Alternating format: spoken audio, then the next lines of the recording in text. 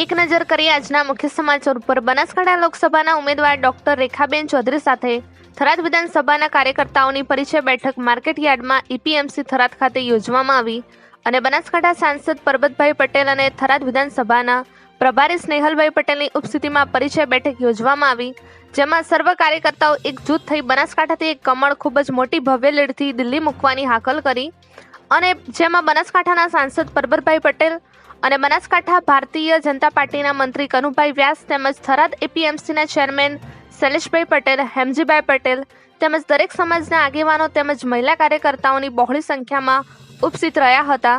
Reporter જાગશે Gujarat news ચેનલની સાથે કેયુમભાઈ Chauhan, Tharad Lakhani, bureau chief, Banaskantha.